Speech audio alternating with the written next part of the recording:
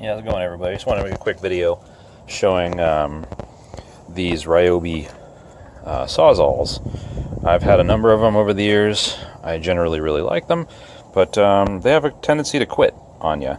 And, you know, they kind of just seem to get jammed or clogged or burned out or something and just stop. So this one I had kind of retired, just tossed it in a bucket in my garage for a while, and decided to investigate why it didn't work. And yeah, so this is what I found out. Number one, get yourself a Torx. What size is this? Does it actually say? It doesn't, but looks like it's probably a 15, maybe a 20. Anyway, get yourself a set of Torxes, long ones that can get down inside some of these lower spots. On this particular model, the P514, all the screws are the same size, so you don't have to worry about which one goes where. Just pull them all out, set them aside. This guy pops apart fairly easy. Screw side, take that side off. I'm going to have to do a little prying on the first time, but it comes up pretty quick. And once you get her open, you'll see that everything stays nice in place. Nothing goes twang on you, and you don't have to figure out how it all goes back together. What I did on mine was I got in here and I started trying to turn the motor, and I noticed that the motor was kind of grinding and locking up, and you know, very hard to move. And so I was like, okay, let's see what we can do here. I also investigated the top part here.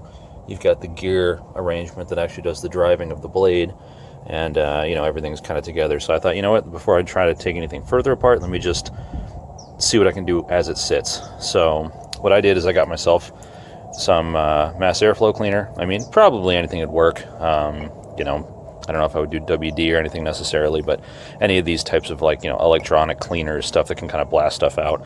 And I blasted out all inside the motor, everywhere, bottom, inside the fan there, down from the top particularly. Kept working that through, and then just kept working the motor and just kept spraying it and working the motor and kept spraying it until it was spinning pretty free. I also sprayed all this off as well, got it nice and clean. And then I don't have any good lube for any of that stuff, but I got some of this silicone lubricant stuff that works pretty good for motors and whatnot. And now that I know where everything is at, it's pretty easy to just kind of spray in through these vents if you need to maintain it further, or just lube any of this stuff up to help everything move a little easier. So it's fairly easy to maintain. But so what I did notice is that drywall dust, I think, is the biggest suspect to these. I use them to cut drywall and studs a lot, and you know, they're fast and quick and easy for that type of thing. But I think the drywall gets in here, clogs this up, and just does not let it work. So yeah, once you get everything nice and clean, clear it out, lube this guy up, give a little shot to the motor, give a little shot to the top gear works there. Sure to get some down inside that shaft and everything, so it's nice and lubed up. Granted, it's really easy to spray these things after the fact, and I'm not going to bother screwing it all back together because that would be boring, but I can just kind of pop everything back together here, show you that it goes together just as easily as it came apart.